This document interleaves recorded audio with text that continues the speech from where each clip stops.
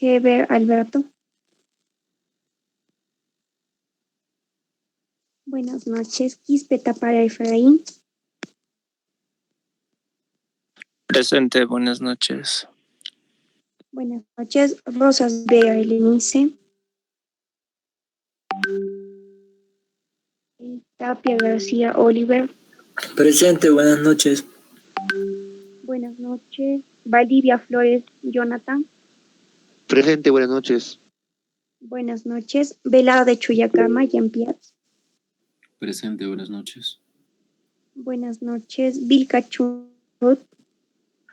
Presente, delegada, buenas noches. Buenas noches. Wistello Lucía Dominic. Presente, buenas noches. Buenas noches. Yaña Joyas Cristian Nicolai. Presente, buenas noches. Buenas noches. Seaba Sola José Alberto. Presente, buenas noches. Buenas noches. Seaba Sola José Manuel. Presente, Elena, buenas noches. Buenas noches. A ver, compañeros, a ver. Entonces no está, no me han enviado al chat de WhatsApp. No está Cayo Huanca. Cayo Huanca No presente, delegada. Okay. Perdón. No, a ver, Franco Yaín. Guevara Villafuerte. Y Mamani Conde.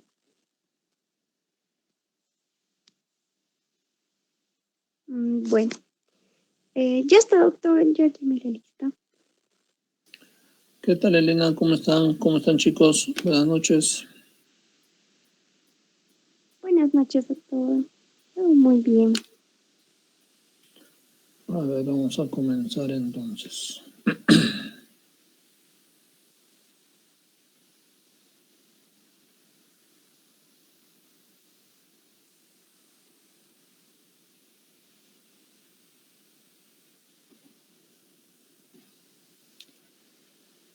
A ver, mientras comenzamos la grabación.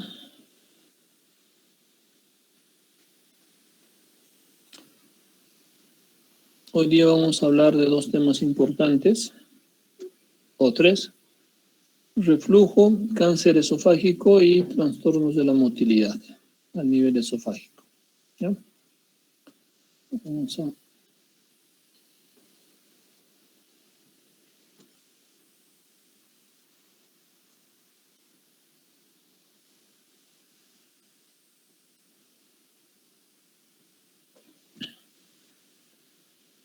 ¿Se miran las diapositivas?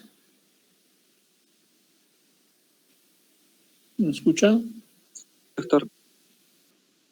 ¿Sí se ve? Ya, perfecto. Entonces vamos a comenzar con enfermedad por reflujo gastroesofágico. Esta es una enfermedad muy frecuente, muchas veces subdiagnosticado, especialmente por médicos generales y médicos de otras especialidades, inclusive los médicos de medicina interna.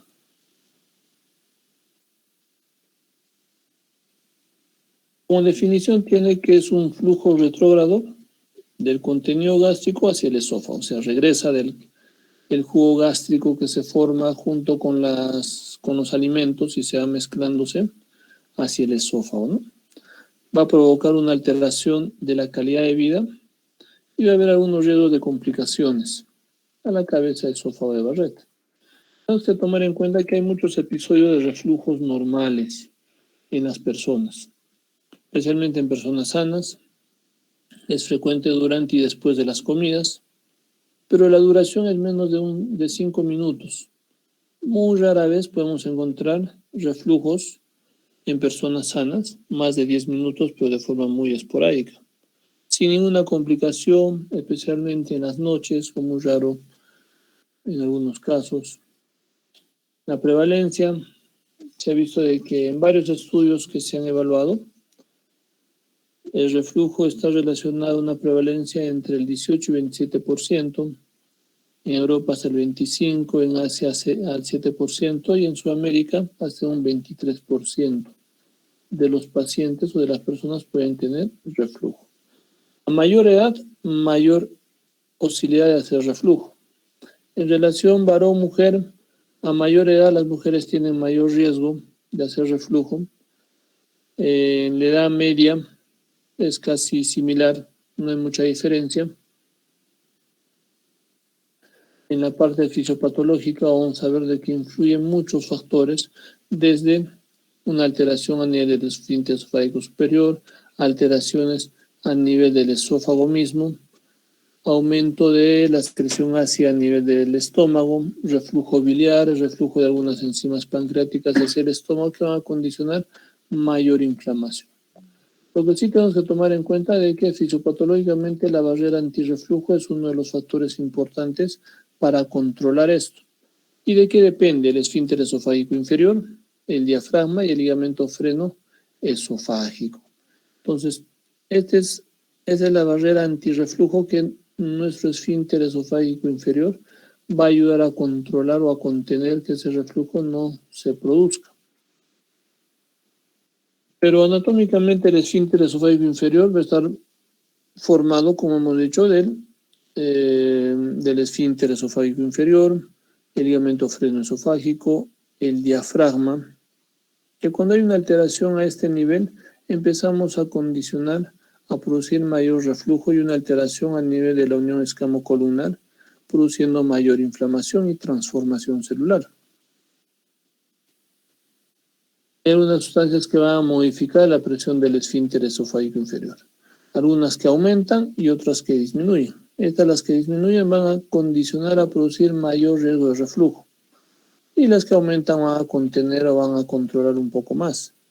Entonces, a nivel de las hormonas, lo que tenemos que tomar en cuenta es los estrógenos y progesterona. O sea, un reemplazo hormonal que va a condicionar mayor posibilidad de que la paciente empiece a tener cuadros de reflujo. Los péptidos inhibitores gástricos, los neuropéptidos, los fármacos beta-adrenérgicos, antagonistas, barbitúricos, diazepam, benzodiazepinas en general, la dopamina, teofilina, que son medicamentos antipsicóticos en su gran mayoría, que van a condicionar a producir una relajación o una disminución de la presión a nivel del esfínter esofágico inferior y por ende condicionan mayormente el reflujo. Grasas, chocolates, alcohol también condicionan una disminución de la presión del esfínter esofágico inferior y más no así las proteínas, que van a condicionar a una mejor tonicidad o aumento de la presión del esfínter esofágico inferior. El aclaramiento esofágico va a estar relacionado también a mayor inflamación. Un aclaramiento de volumen en relación al peristaltismo y a la gravedad que pueda condicionar este reflujo. Cuando hay un aclaramiento alterado en el reflujo, va a haber una ausencia o debilidad del peristaltismo, va a haber mayor contenido de retorno del jugo gástrico hacia el esófago, va a haber disminución del reflejo del esófago a nivel por la saliva, un reflejo esófago salival, entonces va a estar disminuido, y una disminución de algunas enfermedades también que van a estar condicionando mayor reflujo, ¿no? El tiempo en general, un aclaramiento normal puede llegar hasta unos 3 minutos, pero cuando hay un aclaramiento a causa del reflujo, este aclaramiento puede llegar hasta 4 a 5 minutos en sus dos fases. Entonces eso condiciona mayor inflamación. La barrera a nivel esofágico, vamos a ver de que la parte preepitelial va a ayudar a impermeabilizar con su capa acuosa, de tal forma de que la parte ácida va a empezar a disminuir o no va a permitir que ingrese fácilmente, ¿no? Va a haber un epitelio de defensa que va a ayudar a contrarrestar la inflamación o el desequilibrio a nivel de la mucosa, a nivel esofágica, y una defensa posepitelial. Pero esto, cuando hay reflujo, esto es alterado. Acá ya hemos visto que fisiopatológicamente va a haber alteraciones.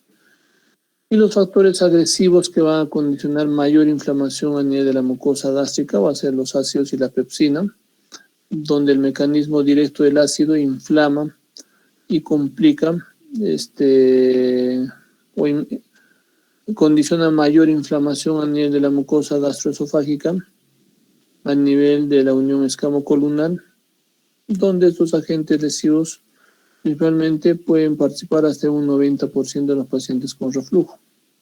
La pepsina también tiene un efecto directo y un efecto de proteólisis, que va a condicionar a producir mayor inflamación. La bilis y la tripsina, como efectos directos, va a haber una acción detergente y de forma indirecta va a haber un aumento de la retrodifusión de los radicales H, que va a condicionar mayor acidez, ¿no? A ese nivel, o los hidrogeniones. La tripsina está relacionada a un efecto directo produciendo una proteólisis a nivel de la mucosa, a nivel esofágica. Pero este efecto se hace un tanto limitado en relación a la capacidad lesiva o que va a producir un daño y la ausencia del ácido, que puede estar relacionado a un aumento de un mecanismo directo por el retorno del jugo gástrico, que es más ácido, en relación a la bilis y a la tripsina. Este dibujo es muy importante, este esquema. El ácido y la pepsina van a dañar la mucosa esofágica, la secreción del ácido y la pepsina van a alterar las uniones intercelulares, ¿ya? Entonces las terminaciones nerviosas, que van a estar mucho más profundas, van a empezar a ser dañadas, va a haber un ensanchamiento de las uniones intercelulares, condicionando un aumento de la penetración del ácido y la pepsina, inclusive, y el bicarbonato va a tratar de compensar ese efecto, ¿no? Entonces, pero va a haber un ingreso mayor, produciendo mayor inflamación.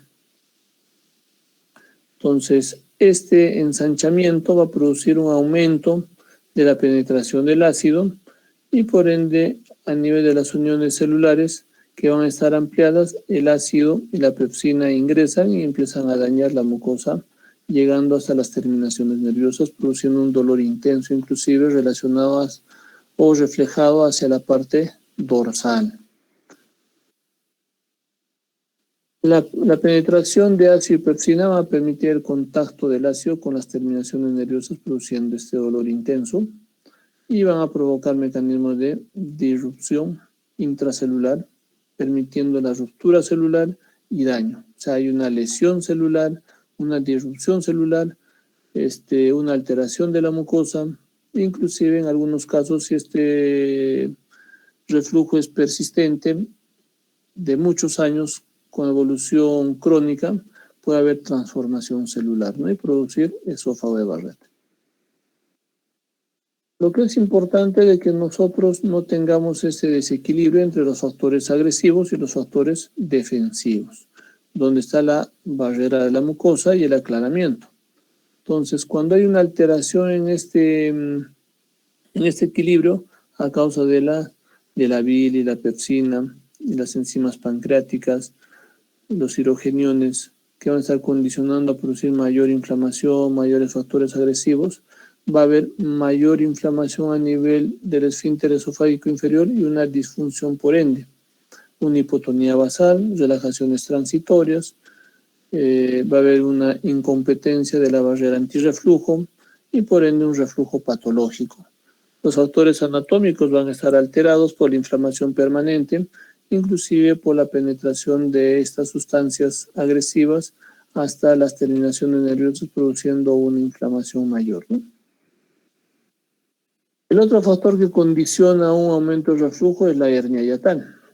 Hay una clasificación de Hill de acuerdo a la dilatación del esfínter esofágico inferior o la abertura condicionando una hernia hiatal.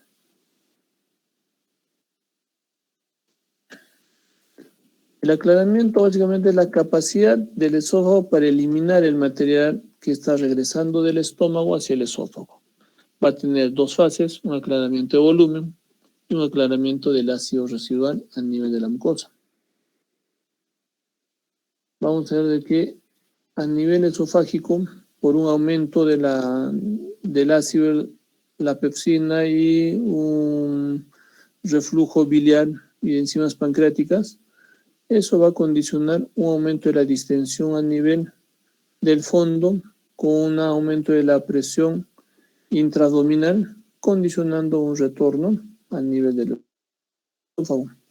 El peristaltismo y la salivación va a tratar de contrarrestar y el efecto de volumen va a estar condicionando una disminución de la inflamación, ¿no? Pero esto, si hay una alteración,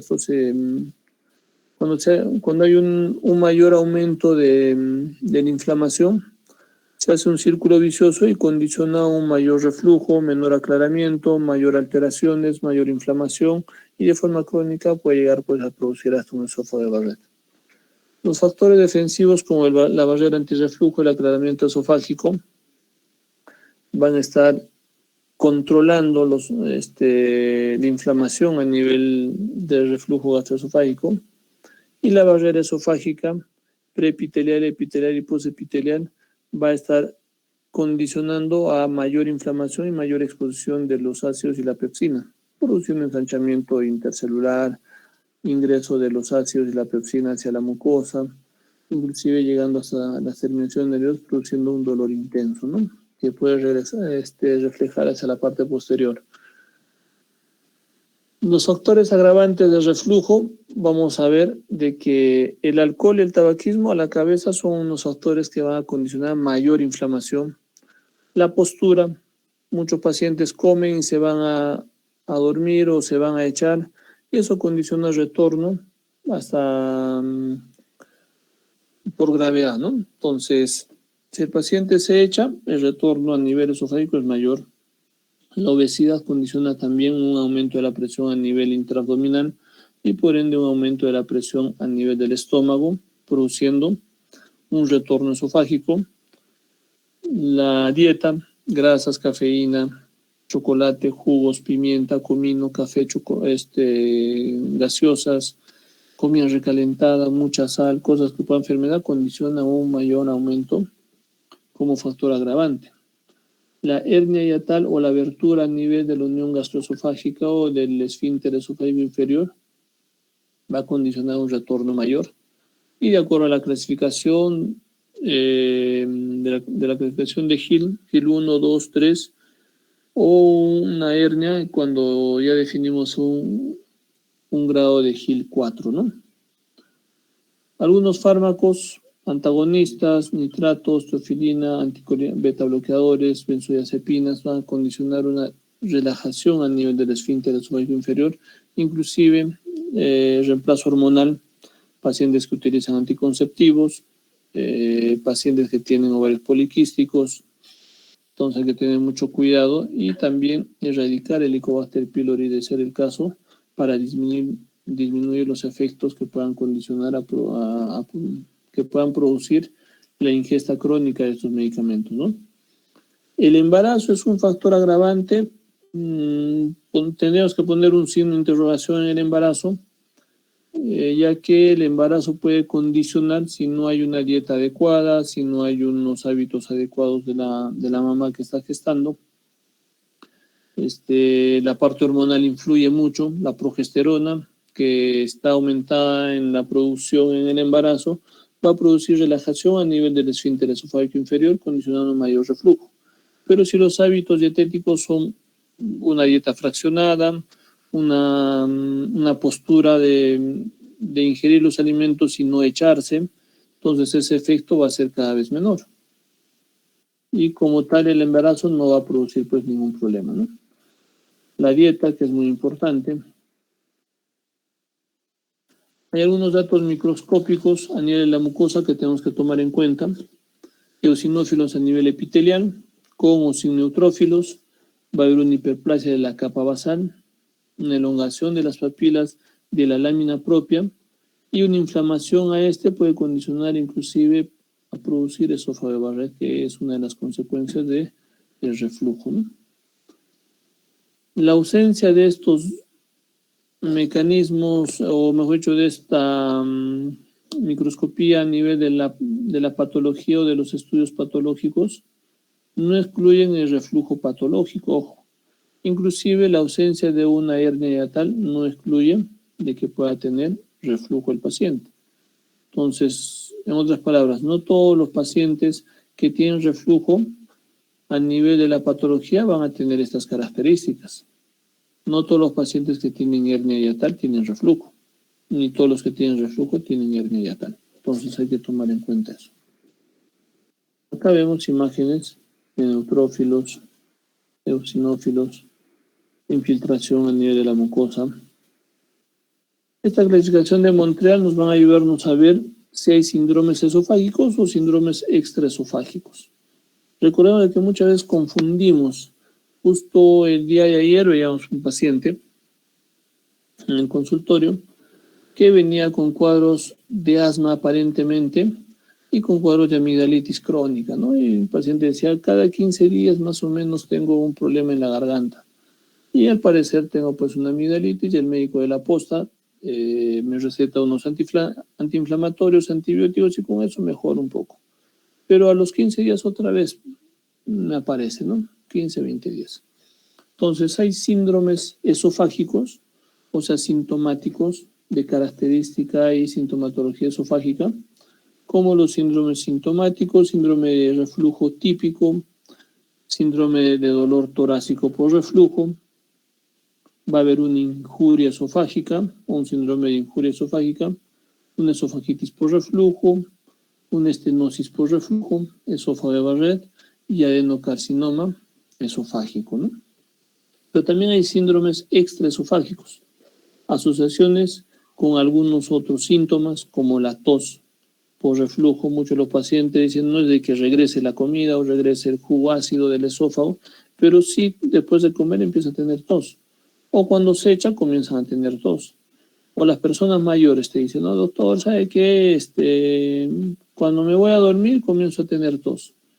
Me siento o me despierto el día siguiente y estoy tranquilo, pero en la noche estoy tosiendo, me incomoda y me despierta la tos, ¿no? O la laringitis famosa por reflujo, que confundimos por una laringitis infecciosa. Cuadros aparentemente de asma por reflujo. Muchos de los pacientes, antiguamente inclusive, eran manejados por asma, con inhaladores, corticoides, antiinflamatorios, etcétera. Y controlamos ahora su reflujo y su asma ha desaparecido, ¿no? Hay algunas alteraciones a nivel dental por el reflujo. La secreción ácida o el retorno del jugo gástrico ácido hacia la boquita condiciona alteraciones a nivel de la corona del diente y por ende erosiones dentales.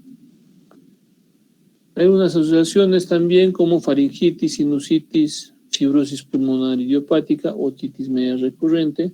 Muchos de los pacientes que van por otorrino van por dolor a nivel del oído o una otitis media, donde se les da antibiótico, mejora un tiempo y después otra vez, ¿no? Entonces, actualmente los otorrinos trabajamos casi en conjunto con ellos, ya que el reflujo es una de las causas muy frecuentes de problemas de otorrino. Entonces hay que tomar en cuenta también eso. Hay otros síntomas típicos y síntomas atípicos. En la parte de los síntomas típicos, el paciente puede tener pirosis, regurgitación, disfagia, odinofagia. Otros, el paciente dice, como y siento que me duele al comer, ¿no? A nivel de retroesternal. O siento que la comida se quiere atorar, pero no puedo vomitarlo, no puedo botarlo y pasa lento, ¿no? Los pacientes pueden tener flatulencias. Recordemos de que cuando tenemos reflujo, la digestión se hace también un poco más lenta. Y eso condiciona un síndrome de mala digestión, mayor fermentación, aumento de flatos, ¿no? Náuseas, hipersalivación, el hipo. Cuando hay cuadro de reflujo persistente, también puede haber hipo. Dolor epigástrico y otros síntomas atípicos como dolor torácico. Muchos de los pacientes vienen, doctor, me estoy infartando, ¿no? Se le hace todo el protocolo de infarto agudo miocardio, está normal, se le da un IVP y controla ese malestar. Manifestaciones de otorrinolaringología, manifestaciones respiratorias y manifestaciones orales a nivel dental de la corona de los dientes especialmente. Lo que hablábamos de casi el 100% de los pacientes que tienen reflujo, solamente una parte es lo que es diagnosticada como tal. Lo demás empezamos a llamar gastritis, empezamos a llamar colecistitis, inclusive parasitosis. Entonces hay que evaluar mejor a nuestro paciente, hay que investigar mejor a nuestro paciente cuándo comienza a tener la sintomatología, desde cuándo ha aumentado los problemas, etcétera, ¿no? La pirosis es el síntoma más común de reflujo que puede ocurrir hasta un 75% de los pacientes diagnosticados como tal. La tos crónica puede aparecer hasta en un 75% de los pacientes relacionados con reflujo. Muchos de ellos no tienen un síntoma típico de reflujo. La tos está relacionada al reflujo, que puede responder muy rápido con una supresión de ácido o una medicación con IVPs que va a disminuir la acidez, disminuye la tos. Y más del 40% de los casos de tos crónica son causados por el reflujo, ¿no? Entonces, eso es importante. ¿Qué es lo que sucede? Regresa, hay un retorno del jugo gástrico del estómago hacia el esófago y por ende hay micropartículas que van yendo hacia la parte respiratoria condicionando a producir tos frecuente, ¿no? Entonces, es importante eso, un reflejo a nivel vagante. El diagnóstico para reflujo es muy importante.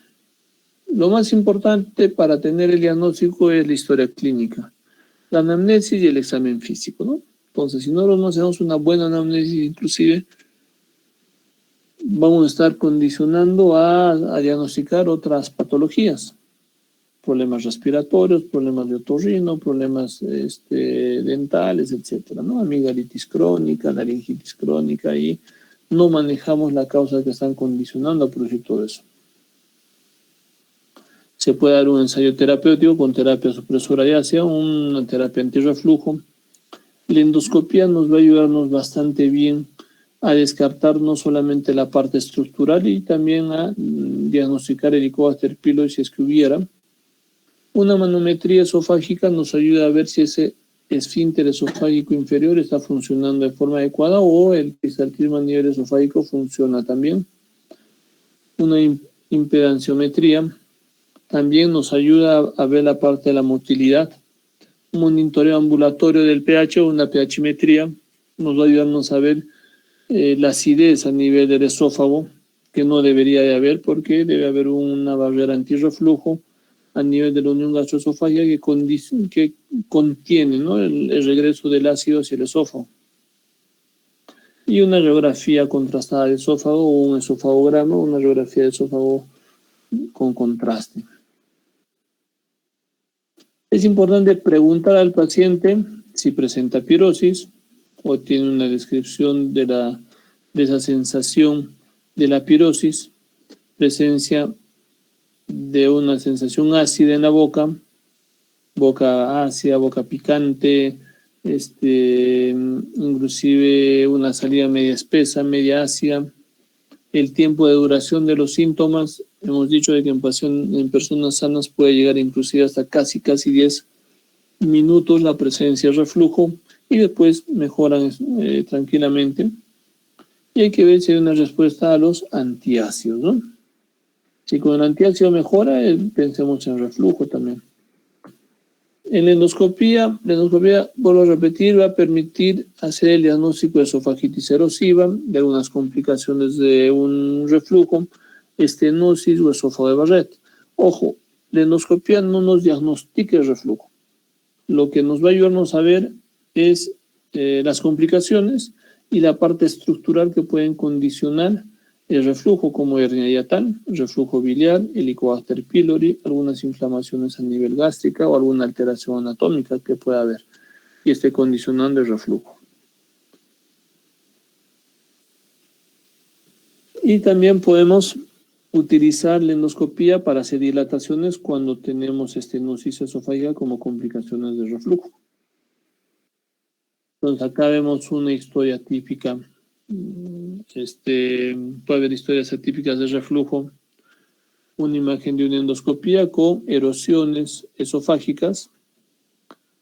Es muy frecuente, especialmente en reflujo de larga duración y que no responden inicialmente a una terapia con IVP incluso, o una terapia antirreflujo cuando la inflamación es persistente. El paciente viene con disfagia, no puede pasar los alimentos, siente que cuando come pasa lento. Va a haber una pérdida progresiva de peso porque no está teniendo una buena alimentación. Llenura precoz, en algunos casos hemorragia digestiva. Va a haber una sensación de una masa intraabdominal o la mala digestión o un síndrome de mala digestión y anemia causada por una mala nutrición, ¿no? O una mala alimentación.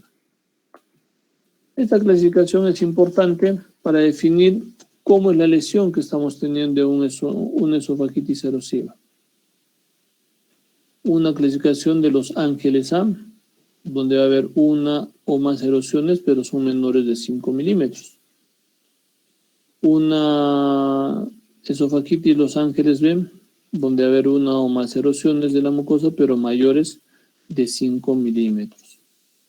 Esofagitis Los Ángeles C, erosiones de la mucosa que van a involucrar 2 o más pliegues y van a involucrar también menos del 75% de toda la circunferencia de la mucosa a nivel del esófago. Y Los Ángeles D cuando involucra más del 75% de la circunferencia, ¿no? Casi en su totalidad está lesionada la mucosa esofágica. El diagnóstico, la manometría es una de los métodos más importantes. Van a excluir o confirmar las anomalías motoras esofágicas. Se considera positivo cuando la presión del esfínter esofágico inferior es menor a 10 milímetros de mercurio y cuando la longitud del esfínter es menor a 2 centímetros o cuando la longitud del esófago abdominal es menor a 1 centímetro. Entonces hay que tomar en cuenta en la manometría que nos va a ayudarnos a diagnosticar. La impedanciometría intraluminal multicanal, eso va a ayudar a ver también por medio de una sonda y varios canales, va a detectar el número de eventos de reflujo ácido que pueda haber o no ácido. Su composición líquida, gas o mixto y la altura que alcanza de retorno del jugo gástrico hacia el esófago. El hecho de monitorizar el pH nos ayuda a ver y a detectar si realmente el jugo ácido es el que está retornando y está produciendo esa inflamación, que es uno de los mecanismos para indicar de que es el gol estándar, para decir de que hay un retorno del jugo gástrico hacia el esófago como gol estándar. Se va a considerar reflujo cuando el descenso del pH es por menos de 4 durante más de 15 minutos, ¿no? Entonces un pH menor a 4 en más de 15 minutos nos indica de que hay una exposición del jugo ácido del esófago del estómago hacia el esófago por más de 15 minutos. Las indicaciones nos ayudan a definir el diagnóstico, orientar el tratamiento, ver algunos síntomas atípicos, no gastrointestinales. Hay que ver, nos puede servir también como prueba de respuesta terapéutica para ver la posibilidad de hacer una fundoplicatura y posfundoplicatura ante la persistencia o recurrencia de los síntomas. Va a haber una sensibilidad hasta un 93% y especificidad hasta un 97%. Radiológicamente puede ser útil una radiografía de esófago, donde vamos a encontrar estenosis, hernias, hernia hiatal, especialmente en pacientes con disfagia. Va a identificar unas otras patologías no relacionadas al reflujo que pueden estar condicionando esta. Como causa importante, acá vemos radiografías con estenosis a nivel del esófago distal. ¿Qué complicaciones vamos a tener cuando el paciente presenta reflujo? Úlceras esofágicas, estenosis del esófago, hemorragias digestivas, esófago de Barrett, perforaciones esofágicas. El tratamiento, básicamente en su instancia inicial, es un tratamiento médico. Es importante detectar la sintomatología de reflujo. No nos quedemos en que el paciente está con dolor en el epigastrio, tiene ardor, quemazón, acidez, vinagrera, entonces es una gastritis, no. La gastritis no puede durar más allá de unas semanas, ¿no? Dependiendo de la exposición que está teniendo el paciente. Cuando vemos que, y tengo muchos pacientes, doctor, ¿sabe qué? Estoy con gastritis, ¿hace cuánto? Hace 5, 6, 7, 8 años, ¿no? Y me arde, me quema, tengo acidez, vinagrera, entonces eso no es solamente gastritis. Puede que su gastritis esté exacerbando el reflujo, sí, pero el componente clínico más importante está relacionado al reflujo. El otro manejo es quirúrgico y de la parte endoscópica para ver complicaciones especialmente. El objetivo del tratamiento es ver y tratar de disminuir el alivio completo, ¿no? En lo posible, especialmente la pirosis y otros síntomas. Curar la esofagitis erosiva, tratar de mantener la remisión sintomática y endoscópica de alteraciones que puedan haber, tratar de prevenir las complicaciones, que es nuestro objetivo muy importante para mejorar la calidad de vida de un paciente, y controlar las secreciones ácidas. Es la medida más efectiva para tratar de disminuir la inflamación de la sustancia del jugo gástrico que puede regresar hacia el esófago, ¿no? Entonces, la parte fisiopatológica que tenemos que manejar con el tratamiento es evitar y disminuir el reflujo, hacer inocuo el líquido que va a regresar, mejorar el aclaramiento esofágico y aumentar la protección de la mucosa y promover la curación, que estábamos ya comentando. En la parte de las medidas higiénico-dietéticas, lo más importante es levantar la cabecera de la cama, evitar el decúbito postprandial, corregir el sobrepeso, evitar la presión abdominal. Muchas veces, y eso van a ver ustedes, muchos de los pacientes que hacen gimnasia o gimnasio, más que gimnasia, en máquinas, lo que es prensa, lo que es sentadillas, condicionan a tener una mayor presión a nivel intraabdominal que va a condicionar a la larga una dilatación del esfínter esofágico inferior y un reflujo posterior, ¿no? Tratar de no comer comidas muy voluminosas y evitar algunos alimentos que puedan favorecer el reflujo, como hablábamos, ¿no? Las grasas, chocolates, el alcohol, etc. ¿Qué opciones en el tratamiento podemos encontrar? A la cabeza, los supresores del ácido, los IVPs, la ranitina, los antiácidos, entonces van a ayudar a disminuir la producción de ácido y por ende el retorno del jugo que va a regresar va a ser menos ácido.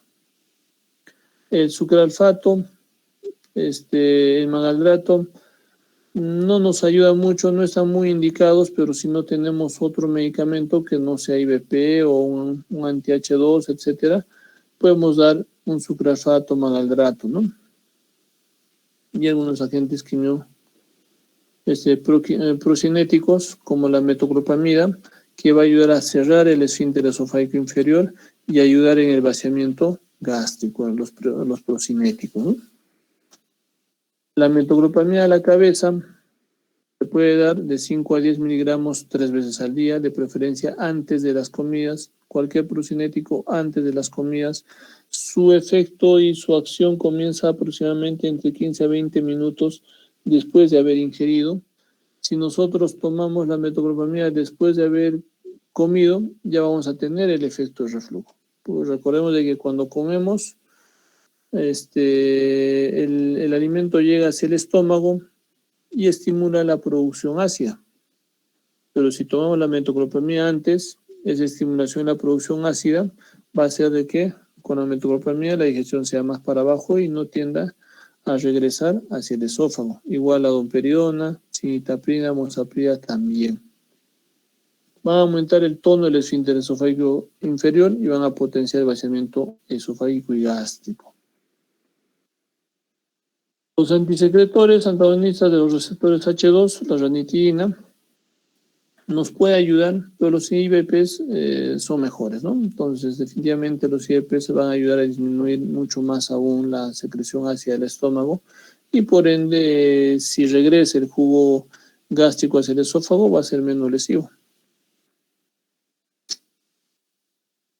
Acá vemos un estudio donde el IVP tiene amplia eficacia en mejorar la sintomatología de reflujo, ¿no? Después son los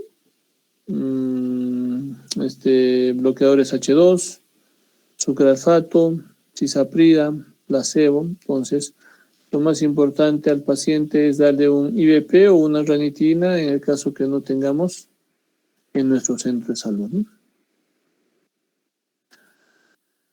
¿Cuándo es el tratamiento quirúrgico? Cuando hay un fracaso de tratamiento farmacológico, cuando hay una estenosis esofágica, cuando el costo es elevado en el tratamiento médico, especialmente en pacientes jóvenes, es mejor operar. Paciente joven, paciente adulto, podemos manejar con tratamiento médico, con tratamiento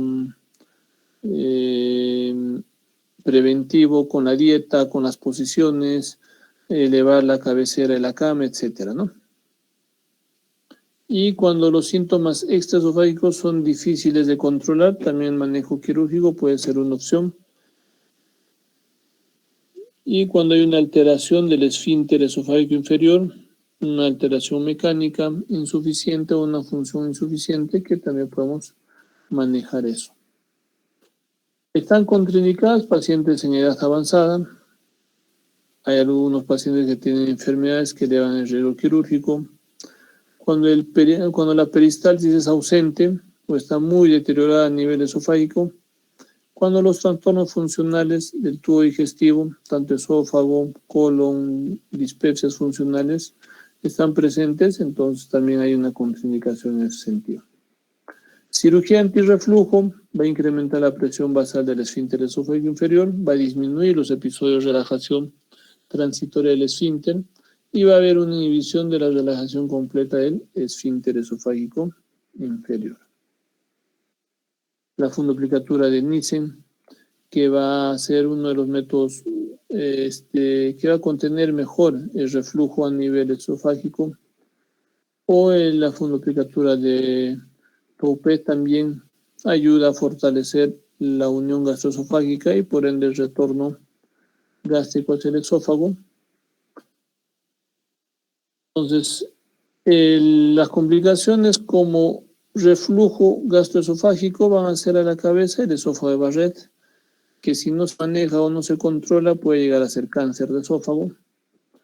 La metaplasia del esófago de Barrett, bueno, es una metaplasia a nivel del epitelio esofágico que puede ser reconocido por endoscopía y es confirmado por la presencia de metaplasia intestinal en la biopsia, ¿no? Puede excluir metaplasia intestinal del cardias, que es esperable, pero sí es importante tomar en cuenta esto. ¿Ya? Entonces el epitelio escamoso empieza a transformarse y se transforma en un epitelio columnar, donde hay una metaplasia intestinal. Acá vemos imágenes del esófago de Barrett.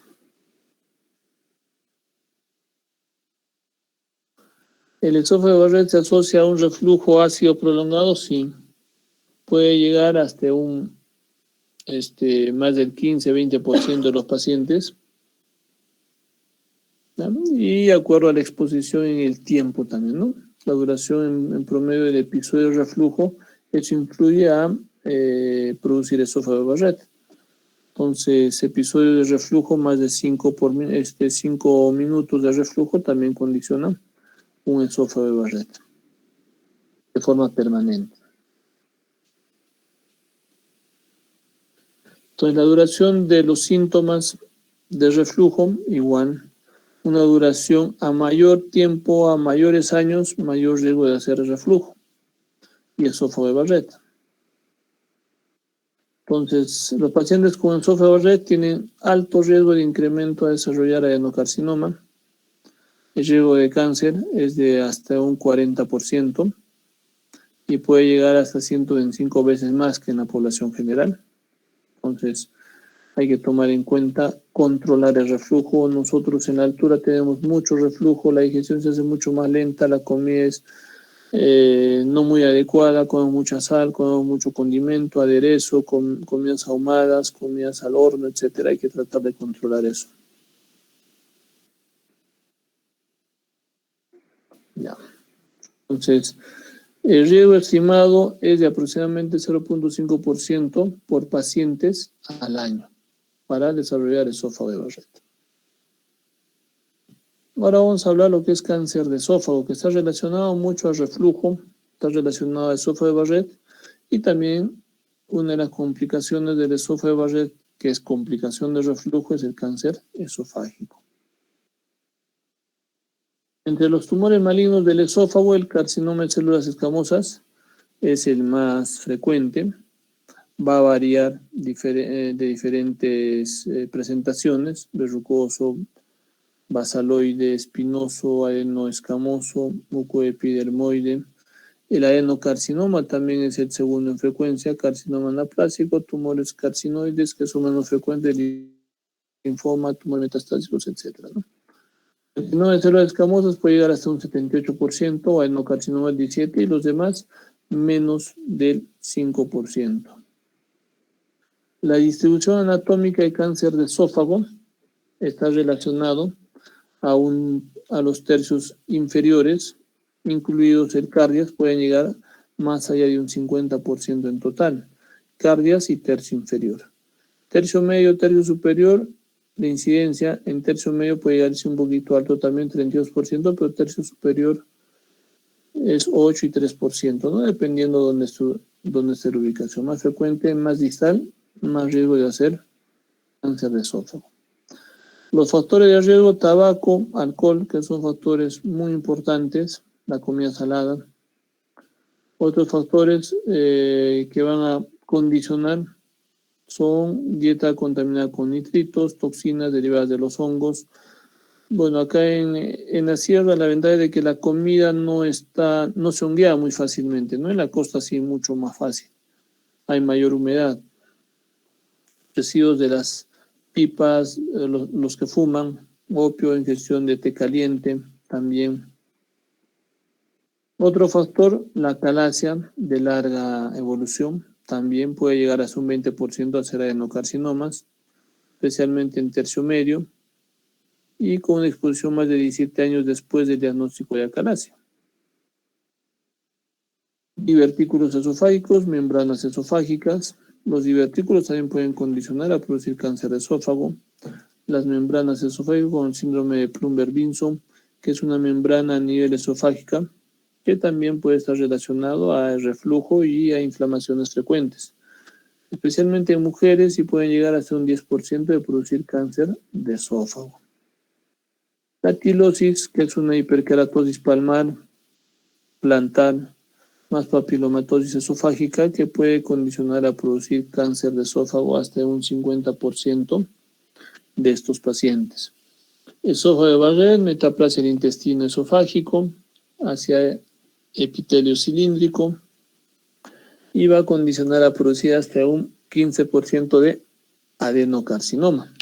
Entonces, el esófago de Barrett es muy importante, el reflujo es muy importante tratar de manejar. Para más o menos comentarle de que en el Cusco nosotros hemos visto y vemos cada vez más reflujo que inclusive en Lima. En Lima, para tener una población mayor, la incidencia de reflujo es menor, pero acá en la altura es mucho mayor, especialmente por la dieta que tenemos. Los antecedentes de ingesta de cáusticos, también la lejía influye para hacer cáncer de esófago. La exposición a radiación, radioterapia. Tenemos algunas ocupaciones que están expuestas, como los cantineros, camareros, obreros de la construcción, que están expuestos a sustancias químicas, a sustancias irritantes, etcétera, que pueden condicionar. Como tumor segundo primario, también pacientes con antecedente de cáncer de vías respiratorias o de vías digestivas altas, hasta un 4% pueden sufrir tumores a nivel primario de esófago. cáncer de cabeza y cuello, también hasta un 35% pueden hacer tumores como segundo primario de esófago, pacientes que tienen virus de papiloma humano, enfermedad celíaca de larga evolución, un riesgo mayor de cáncer en los pacientes con enfermedad celíaca. Va a haber una toxina que va a condicionar, especialmente toxinas de gluten, sobre el epitelio y alteraciones nutricionales a nivel de la mucosa esofágica. En la patología vamos a ver que el carcinoma de células escamosas está bien diferenciado en relación a las otras. El tipo indiferenciado va a estar como granulado a nivel de la mucosa. El adenocarcinoma bien diferenciado con imágenes bien marcadas, y el indiferenciado o moderadamente indiferenciado donde no hay una arquitectura bien marcada, ¿no? Como en este caso. Y el indiferenciado pues no se nota de forma adecuada en el adenocarcinoma. Melanoma esofágico, va a haber presencia de melanocitos a nivel de la mucosa esofágica, leiomiosarcoma esofágico, alteraciones también a nivel de la mucosa. El cuadro clínico muy importante en estos pacientes es la disfagia progresiva, pérdida de peso, dolor retroesternal, regurgitaciones, vómitos, hemorragia digestiva, tos y disfonía, ¿no? Va a estar presente aproximadamente entre los 3 a 4 meses antes del diagnóstico. Entonces hay que tomar en cuenta, pero eso está relacionado generalmente como antecedentes previos de reflujo, ¿no? Reflujo, esófago de Barrett, etc. En las etapas avanzadas puede haber problemas neumónicos, derrame pleural, ascitis, cuando ya hay metástasis a nivel peritoneal, cuando hay metástasis a nivel pleural. Va a haber síndromes paraneoplásicos, hipercalcemias. Va a haber una secreción ectópica del ACTH y gonadotropinas, que son ocasionales en estos pacientes. En los exámenes auxiliares vamos a encontrar una anemia crónica ferropénica por el sangrado, por la lesión a nivel esofágico a causa del cáncer de esófago. Va a haber una desnutrición marcada, albúmina sérica disminuida, prealbúmina, transferrina sérica y test de función hepática anormal, especialmente en pacientes que hacen metástasis hepática. Va a haber un patrón hepático, especialmente un patrón hepatocelular presente. En los exámenes de imágenes diagnósticas vamos a ver y vamos a pedir una radiología varicada de esófago. Podemos hacer una endoscopía, especialmente para la toma de biopsia y ver la citología y confirmación histológica. Radiografía de tórax, tomografía, ecoendoscopía, broncoscopía, especialmente para estallaje, de acuerdo al sistema TNM, ¿no? Tenemos una radiografía a doble contraste de esófago o un esofagograma, donde hay una alteración a nivel esofágico y una imagen de desfiladero, ¿no? Con estenosis esofágica. De igual forma acá hay imágenes de desfiladero con una estenosis esofágica. En endoscopía nos va a ayudarnos a permitir, mejor dicho, tomar biopsias para caracterizar bien la lesión desde el punto de vista histológico, ¿ya? Entonces acá vemos una imagen de un cáncer de esófago, imágenes ulceradas de cáncer de esófago con bordes mamelonados de aspecto infiltrativo. Acá ya también de forma irregular, mamelonado infiltrativo, de forma proliferativa inclusive. Acá también hay una imagen mamelonada, medio ulcerada al medio, con depresión central. Acá lesiones polipoideas elevadas, sésiles. La tomografía, ¿qué es lo que nos va a ayudar? Nos va a ayudarnos a ver la invasión local. Si es en esófago medio, esófago cervical o unión gastroesofágica, vamos a ver metástasis ganglionares, ganglios subdiafragmáticos, ganglios mediastinales, metástasis a distancia. La resonancia es similar a una tomografía.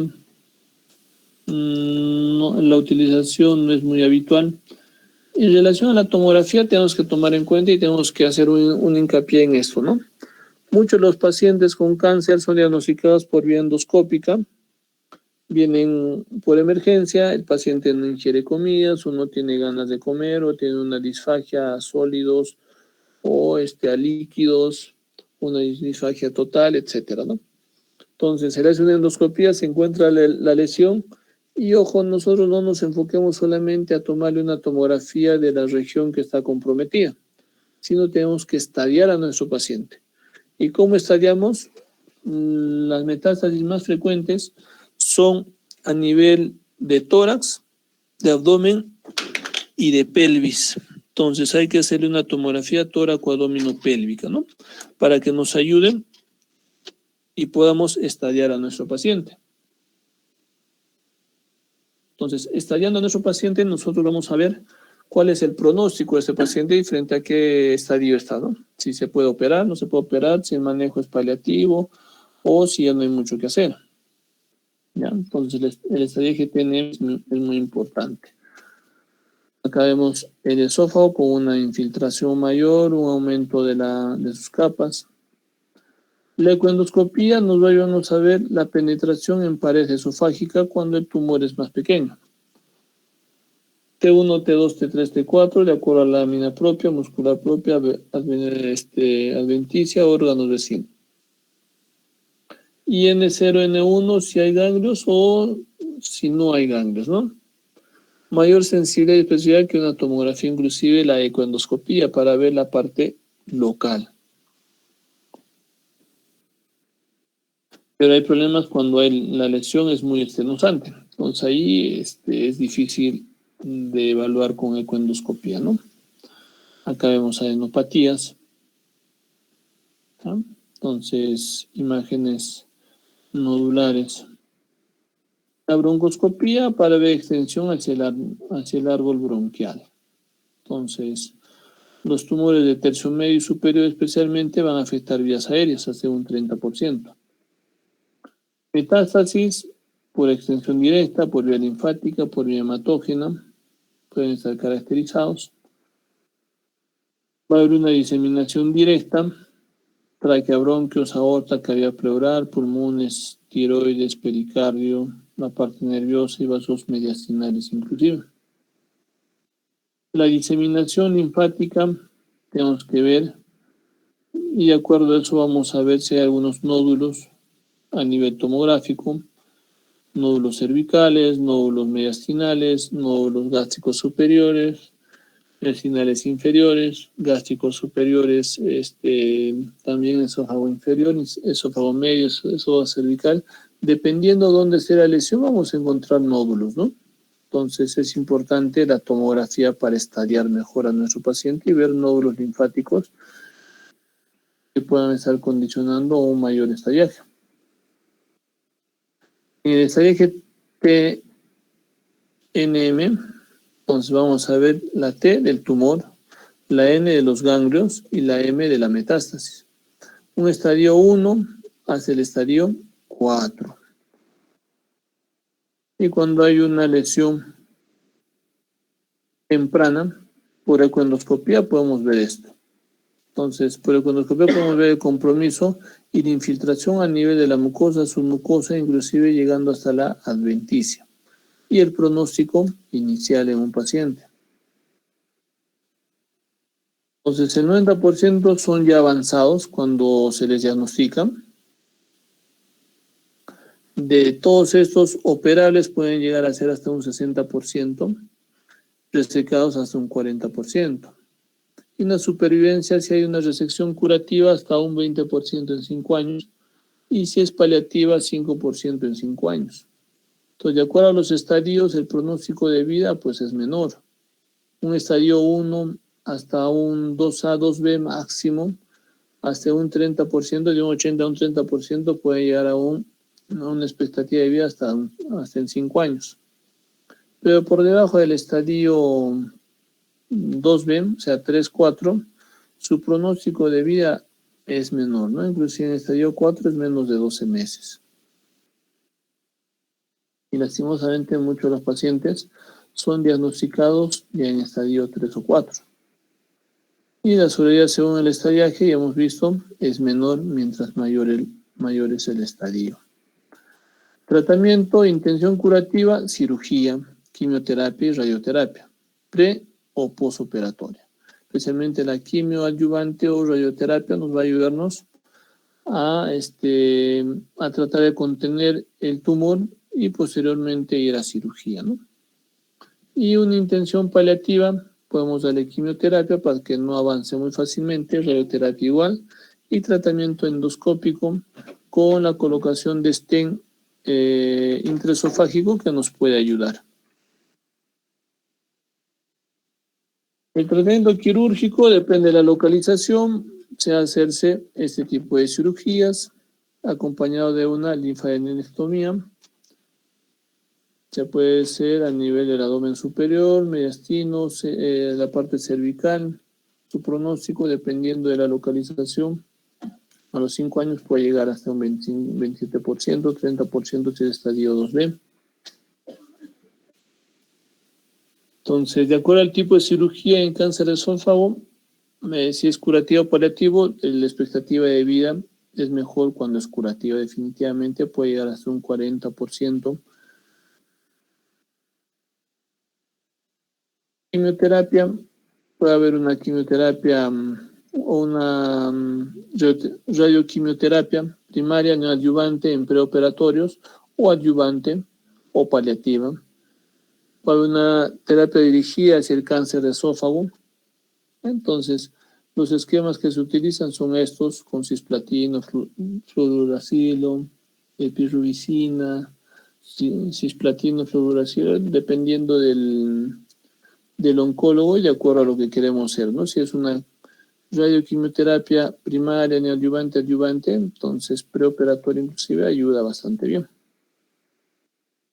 La sobrevida por radioterapia o quimioterapia en el cáncer de esófago depende del tumor, depende de la localización y depende del tamaño y el estadiaje, ¿no?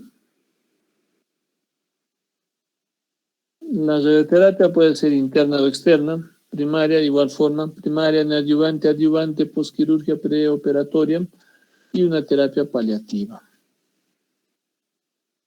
El tratamiento endoscópico básicamente está relacionado a las complicaciones y a la estenosis que va a tener el paciente por el cáncer de esófago. En este caso, ¿qué es lo que se puede hacer? A la cabeza, dilataciones con bujía o con bujías de Savary, colocación de prótesis autoexpandibles, que van a ayudar en cierta forma a darle una mejor calidad de vida al paciente, cuando ya no se puede operar el tumor, ¿no? Las otras terapias son básicamente para disminuir el sangrado, para disminuir la expansión del tumor de forma muy rápida, o hacer una especie de resección endostópica paliativa para tratar de poner un stent o una prótesis esofágica. Acá vemos una dilatación o este es un Savary o una bujía de Savary, que cuando hay una estenosis empezamos a dilatar y de acuerdo al diámetro poco a poco vamos aumentando la dilatación. Esta es una prótesis metálica que es indicado para permeabilizar la luz obstruida por el tumor, autoexpandible, que va a ayudar a mejorar la calidad de vida y la deglución o la ingestión de alimentos en el paciente. Se puede poner en tumores de tercio medio e inferior, puede haber recidiva en anastomosis quirúrgica, muchas veces puede sellar una fístula de vías respiratorias en la parte esofágica, pero está limitada si el tumor tiene menos de 2 centímetros o el esfínter o está a nivel del esfínter esofágico superior, ¿no? No se puede poner una prótesis a ese nivel. Se puede colocar sobre una guía, se puede hacer un control endoscópico, radiológico para ver si la ubicación es adecuada o no, si está cumpliendo su función. Acá vemos el procedimiento, se pone una guía, muchas veces se pone sobre la guía el stent autoexpandible, se ingresa, se suelta y empieza a desenrollarse, ¿no? para luego dilatar el punto de estenosis y quedar como en con este caso, ¿no? Autoexpandido y una permeabilidad esofágica entre el tumor para la alimentación, especialmente de los pacientes, ¿no? Y radiológicamente vamos a ver de que la prótesis autoexpandible va a quedar así, ¿no? Con una permeabilidad de la luz que va a ayudar en la dieta del paciente, pero lo cierto es de que a mayor tiempo de evolución del tumor, inclusive esta prótesis también puede empezar a obstruirse. Entonces, en este caso, lo que va a quedar hacer va a ser una colocación de una sonda de alimentación gástrica o una yeyunostomía, una gastrostomía de alimentación, ¿no?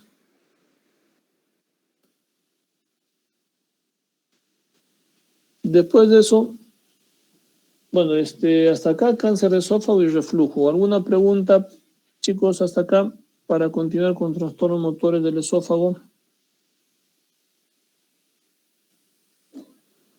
O terminamos y ahí comentamos algunos temas, ¿ya? Faltan 37 diapositivas para terminar de una vez lo que es trastornos motores del esófago.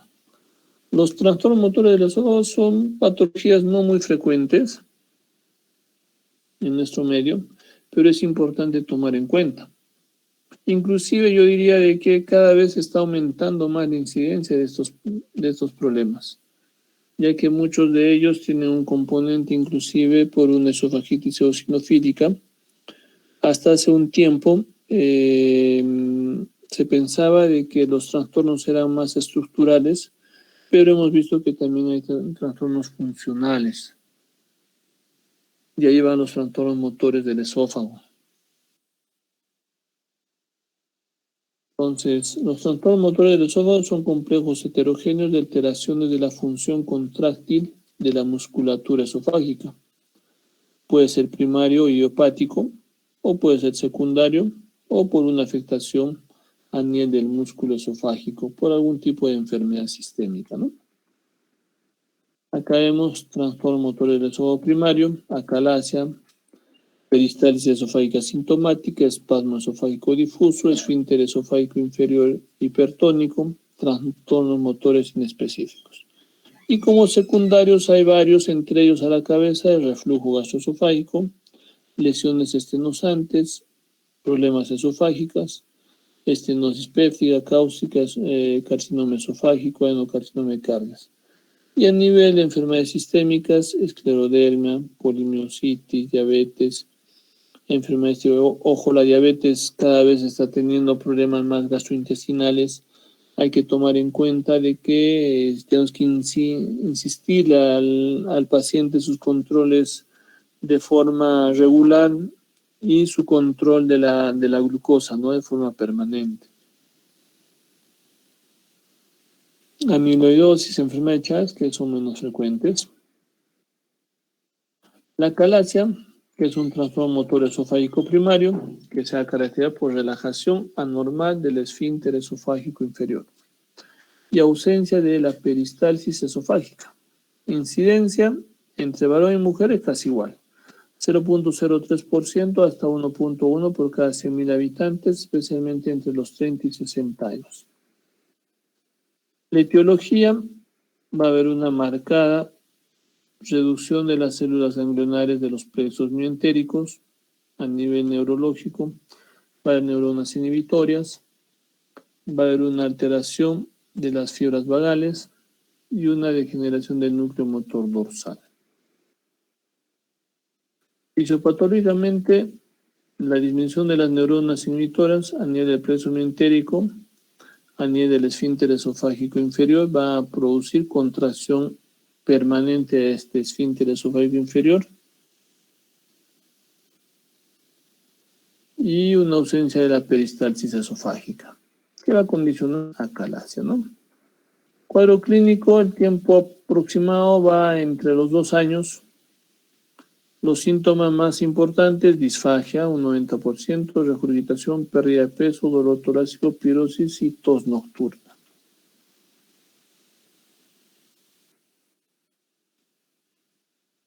Como exámenes auxiliares, una radiografía de tórax, un esofagograma contrastado nos va a ayudarnos a delimitar y ver la silueta de un paciente con acalasia. La manometría también nos va a ayudarnos a ver la motilidad a nivel intestinal y del esfínter, o a nivel esofágico y a nivel del esfínter esofágico inferior. Y la endoscopia digestiva alta, realmente muchas veces no hay una diferenciación exacta a nivel endoscópico, sino es para descartar otras posibilidades diagnósticas también.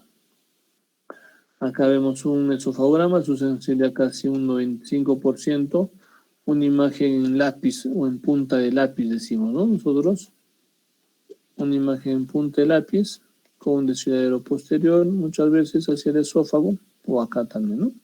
Entonces, nos indica acalasia, ¿no? Y la manometría es el gol estándar, donde va a medir el tono del esfínter esofágico inferior, va a haber un aumento, una relajación, una ausencia de la relajación o una relajación incompleta con la deglución y una peristalsis del esófago. Endoscópicamente es para descartar otra patología, ¿ya? Cuando hay una pseudoacalasia por un tumor, por una lesión, etcétera, es importante evaluar la mucosa, ver si tiene candidiasis o no, algunas complicaciones, si hay aspiraciones bronquiales, esofagitis, éstasis de alimentos, candidiasis esofágica, carcinoma esofágico.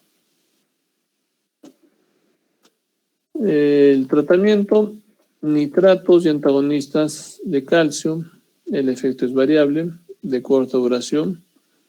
Los efectos adversos frecuentes y taquifilaxia pueden estar presentes.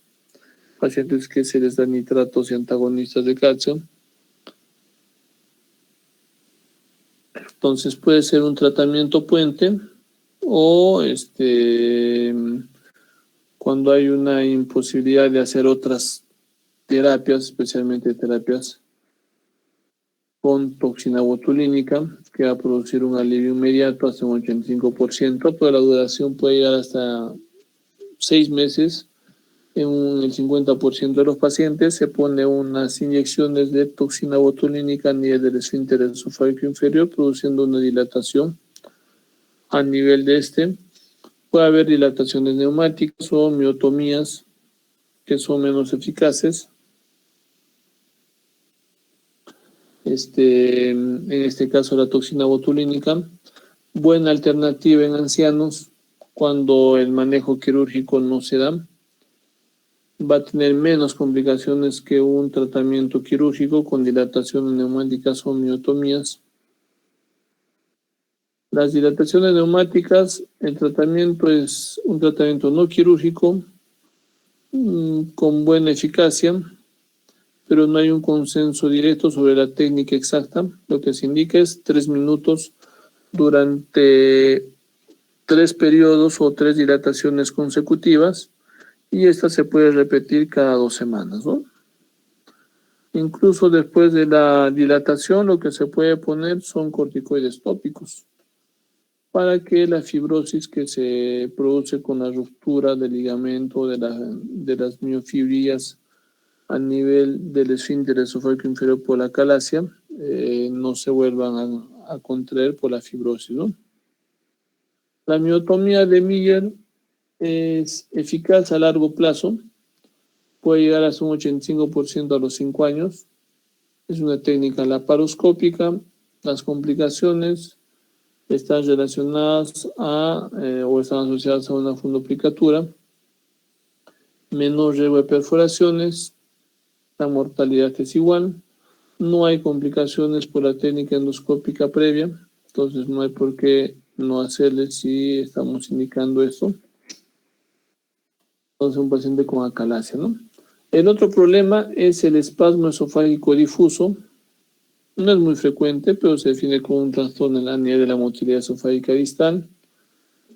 Va a producir contracciones simultáneas del músculo liso, que clínicamente va a haber episodios de dolor torácico, intermitente, disfagia, cambios manométricos específicos.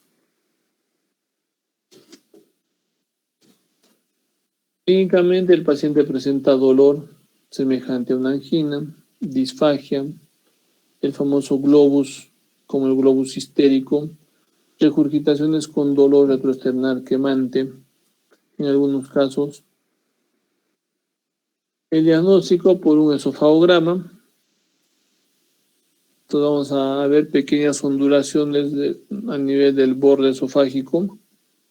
Va a haber espasmos segmentarios o apariencia de rosario, pseudodivertículos, esófago en sacacorchos, algunos le consideran. Entonces, como pseudodivertículos, como sacacorchos. La manometría es uno de los procedimientos muy importantes para ver las contracciones simultáneas a nivel del esfínter esofágico inferior. Pueden estar presentes en más del 20% de las personas. El tratamiento, los IVPs ayudan bastante bien si están relacionados con reflujo, mucho más aún. Relajantes del músculo liso, los nitritos, la nitroglicerina, va a reducir la sintomatología. A dosis altas son poco toleradas, pero van a disminuir la frecuencia de las ondas a nivel del esófago. Y quirúrgicamente se puede hacer un esofagomiotomía distal, pero muchos de los pacientes van a tener problemas refractarios al tratamiento farmacológico. Y cuando se hace esta esofagomiotomía, puede disminuir la sintomatología hasta un 80% de los casos. La otra patología no muy frecuente, pero sí tenemos que tomar en cuenta es la peristalsis esofágica sintomática o esófago de cascanueces, ¿no? Entonces es un trastorno motor primario del esófago que se va a caracterizar por un estado de hipercontractilidad, va a producir dolor torácico no cardíaco, se va a distinguir por ondas peristálticas de una amplitud que va a exceder los niveles normales y en más de dos desviaciones estándar a nivel de la manometría. Y la manometría es fundamentalmente hacerla en estos pacientes, ¿no? ¿Cómo viene el paciente? Con dolor torácico recurrente, anginoso, disfagia, pirosis. Este dolor no está relacionado a la ingesta de alimentos. Puede llegar un dolor, pirosis y disfagia hasta un 57, 52 y 33%. El diagnóstico, una radiografía, puede tener una radiografía de esófago sin presencia de anormalidades. El esofagograma no se logra ver ninguna alteración en algunos casos. En endoscopía nos ayuda a descartar otras causas de dolor torácico y disfagia. La manometría, sus criterios manométricos para el esófago cascanueces, vamos a ver que va a haber una amplitud peristáltica distal incrementada mayor a 180 milímetros de mercurio, ¿no? Entonces es la prueba de elección para diagnosticar el esófago de cascanueces. El tratamiento va a depender si es con reflujo o sin reflujo. Si es con reflujo se le puede dar IVPs, omeprazol, pantoprazol, esomeprazol. Tenemos que evitar miorrelajantes que podrían empeorar el reflujo gastroesofágico. Toxina botulínica hasta un 72%, va a mejorar el dolor y la disfagia hasta un 50% de los pacientes. Y también se puede hacer una dilatación del esfínter esofágico inferior. Pero si es sin reflujo, se puede dar miorrelajantes, como el nifedipino o diltiazem. Nifedipino hasta 30 miligramos por día. Va a disminuir significativamente las amplitudes de las contracciones esofágicas. Y los bloqueadores de canales de calcio, los nitratos como el isorbide, también pueden ayudar en este tipo de pacientes con esófago de cascanueces, ¿no? El esfínter esofágico inferior hipertenso, que es otra patología, que lo que produce es un trastorno motor primario a nivel del esófago, muy poco frecuente. Vamos a ver que va a haber una presión excesiva a nivel del esfínter esofágico inferior mayor a 40, inclusive mayor a 45 milímetros de mercurio. Va a haber una peristalsis normal del cuerpo del esófago y una relajación completa en respuesta a la deglución, en este caso.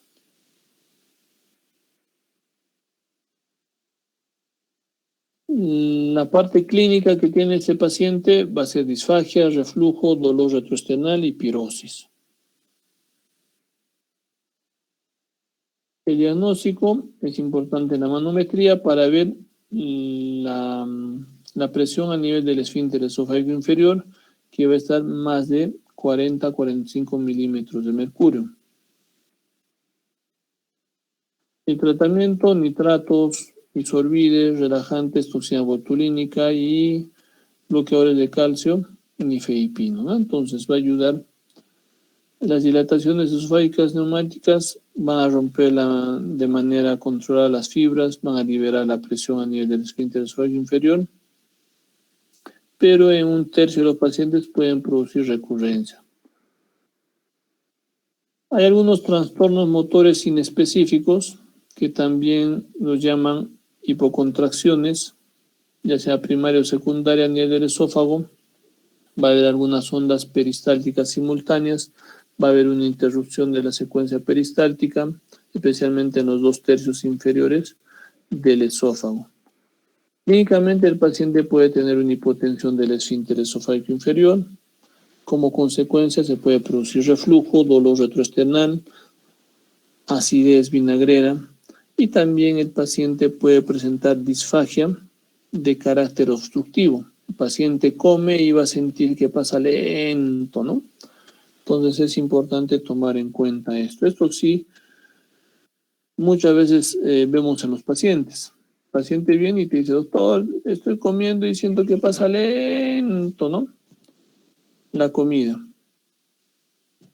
Entonces, pero no va a cumplir con otros trastornos motores. Y en la manometría lo más importante es que las contracciones de amplitud del esfínter esofágico son bajas, menos de 12 milímetros, menos de 25 milímetros a nivel proximal o distal. Va a haber una función anormal muchas veces del esfínter esofágico inferior. El tratamiento: procinéticos y antisecretores, ¿no? Entonces, como un manejo antirreflujo más o menos. A la cabeza: metoclopramida, domperidona, cinitaprida, cisaprida. Y los antisecretores: IBP, someprazol, lansoprazol, pantoprazol, o los anti-H2, ranitina, a la cabeza. Y otros trastornos secundarios del esófago que van a estar relacionados básicamente a problemas de otras enfermedades, ¿no? Va a haber alteraciones a nivel del esfínter esofágico inferior, va a haber una alteración dinámica del esófago. El tratamiento va a estar relacionado a la enfermedad de base. Hay que dar sintomáticos de trastornos motores de reflujo como ERGE. Entonces, ¿qué otras enfermedades? Depende si hay lesiones esofágicas, estenosis, adenocarcinomas, carcinomas esofágicos, enfermedades neoplásicas, carcinomas pulmonares, de páncreas, carcinoma prostático también, enfermedades sistémicas, diabetes, amiloidosis, chagas, otras causas, etcétera, ¿no? Entonces, hay otras causas secundarias. Controlando estas, vamos a controlar los problemas esofágicos, ¿ya? Y lo que se tiene que dar es un manejo más sintomático en este caso. Ya, chicos. Entonces, hemos visto reflujo, cáncer de esófago y trastornos de la motilidad a nivel esofágico. ¿Alguna pregunta, algún comentario?